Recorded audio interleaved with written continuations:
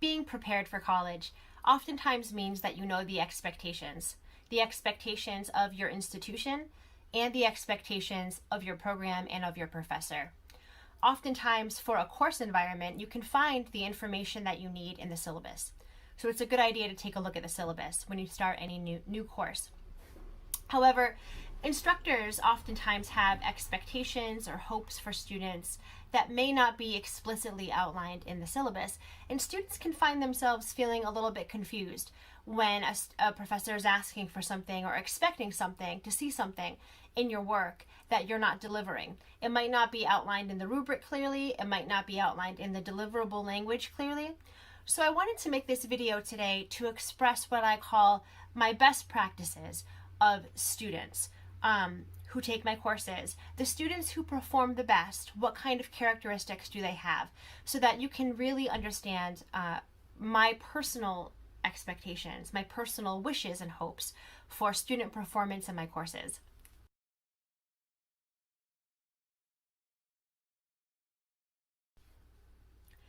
Best practice number 1, get interested and get passionate. Now, you might not have elected to take my course. It might be a requirement for you. So it might be difficult to think, well, I'm not really interested in this course.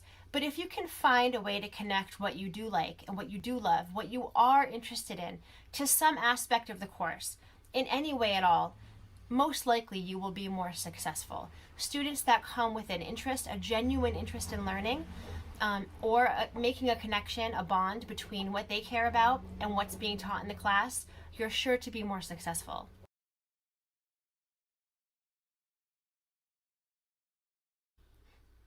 Best practice number 2, know your stakes. Stakes is this big so what question. Why does something matter? What is the value of something?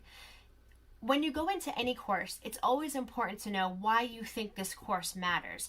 And it should be something more than, well, I get 3 credits for it, or, well, it counts toward my degree in psychology.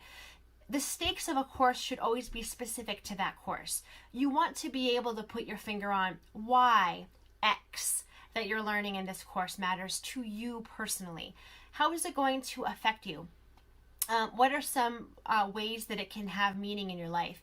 If you can have a set of stakes for the course, you're going to do much better.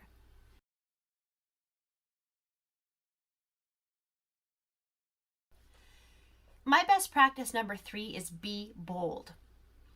I have a lot of successful students that are very traditional. They come from traditional backgrounds and they're very comfortable with the things that they've learned and not really pushing the boundaries.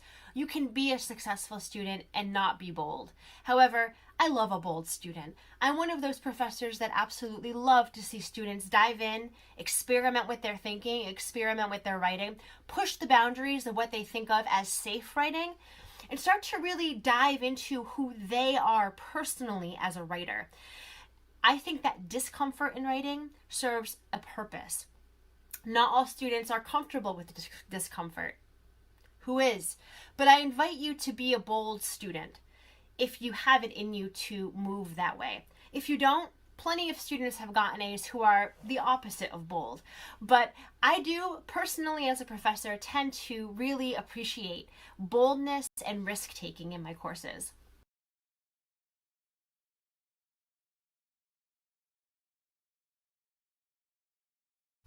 Best practice number 4 is to commit. A lot of students don't realize how much time is expected of students to spend in any one course. If you have a full course load in a college, that means that it's the equivalent of a full-time job. So you should be expecting to spend about 40 hours per week on learning, on your academics, if you have a full course load. What that breaks down to for my courses is that I expect students to spend around 7 hours a week on coursework alone just for this class. So it's very important to understand the commitment that is involved with performing well at the college level, whether you're undergraduate or graduate. Prepare to spend the time that's needed to do your work well.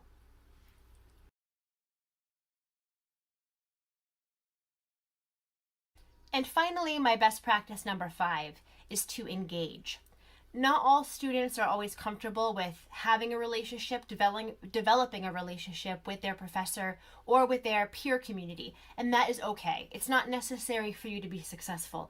However, one of my hopes slash expectations for students in my course is that they want to move toward developing community. They want to know what that looks like.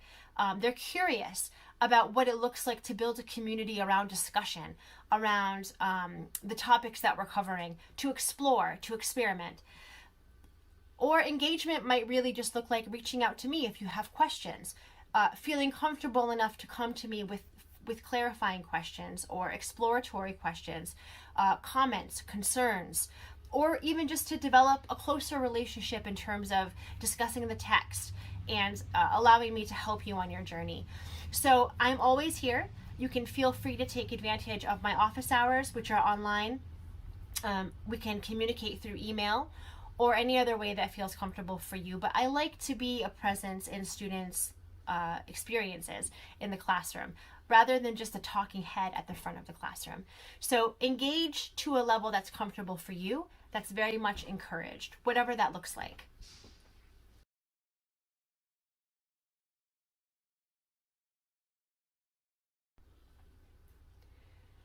So now that you've heard about my expectations and my hopes for the ideal student, keeping in mind that you can be any kind of student and be very successful in any course, I'd like to know a little bit about what your expectations are for professors.